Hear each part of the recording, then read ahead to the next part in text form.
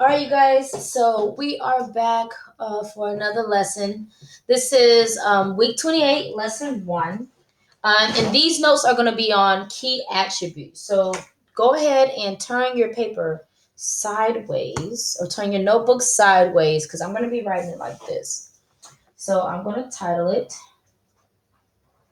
Key Attributes of Polynomials. You can put polynomial graphs because we're really just talking about the graph. All right, so split your paper. And the way we're going to take notes is we're going to split this up like this. So let's just give some room. About right there is good. It doesn't have to be perfect. And over here, we are going to put vocabulary. All right, so before we talk about any vocabulary words, we're going to draw a graph. So let's draw a graph. So this is my y-axis. As y'all can see, it's not straight. So this is y, and this is x. Now let's draw our graph. And try your best to draw the graph like I draw it. So we're going to start here. And it's going to go down. Then we're going to come way up. Then we're going to bounce off the x-axis. Then we're going to go up. We're going to go way down. And oops, turn our paper. Come back up. So this is what your graph should look like. Boom. So try your best to draw this graph. Once again, it does not have to be perfect because we're just talking generally, all right? All right, so the first vocabulary word we're going to talk about, let me get my markers, is called an extrema. Extrema. And this is basically like the peaks. So either it will be a maximum or a minimum. Okay? So if I'm looking at my graph, I have a peak right here. So this will be a minimum because it's at the bottom. I have a peak up here. This one will be a maximum. I have here, so this would be a minimum. So I'm just going to write min. This one will be a max. And this one down here, we are going to call it a minimum. All right, so these are my extremas, all right? Before we move on to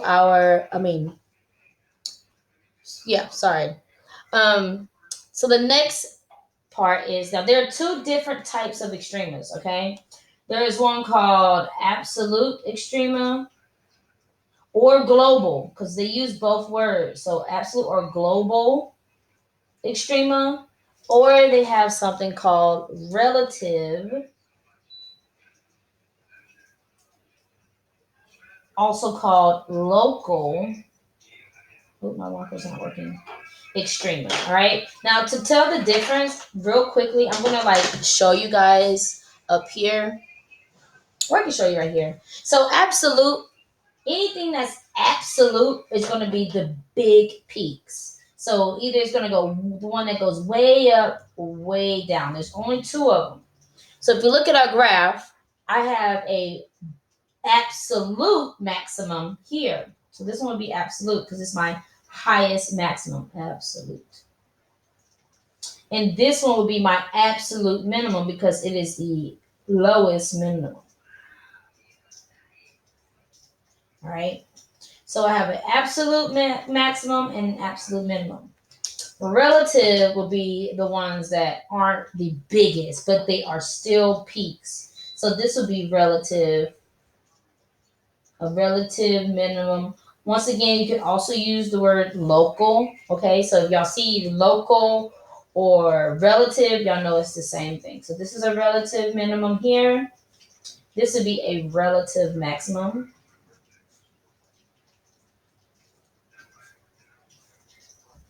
And then we have another relative max. This is relative minimum. This one's relative maximum.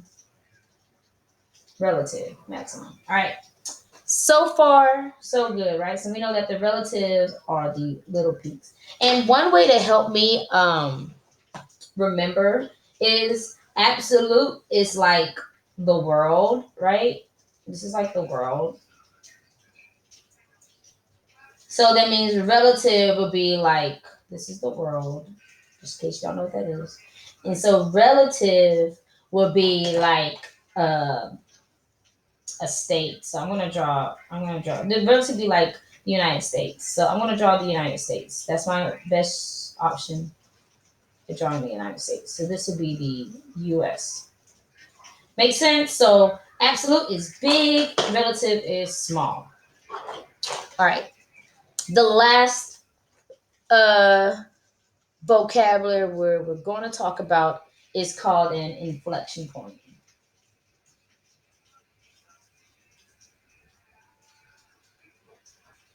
And the inflection point is just the part that is in between where it goes from concave up to concave down.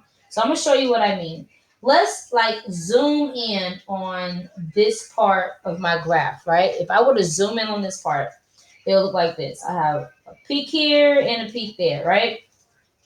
Well, if it is opening up, then I know this would be concave up. So from here to here, it's all concave up. And then the part where it's going down, so concave up is up, and concave down is where it's opening down. So this would be concave down. Now, what is the inflection point? I'm glad you asked. The inflection point is in between where it goes from concave up to concave down. It's just the in between point, right? So if I'm looking at my graph, I see, let me get a color pencil. I don't have any. This is concave up, this is concave down. So my inflection point, we're going to estimate, I don't expect for you to get this right. This will be my inflection point.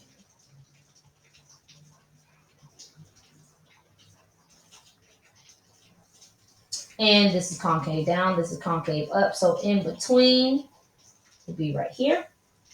And then I have another inflection point about right here. And then another one about halfway is about there. All right. So then I have 1, 2, 3, 4 inflection points. And real quickly before we end this video, let's identify our zeros, our roots. I think I have a yellow one here. Our roots are here. There's one here. Oh, yeah, one here. Here and here. So we know these are our roots. Or x-intercepts or zeros, whatever you want to call them.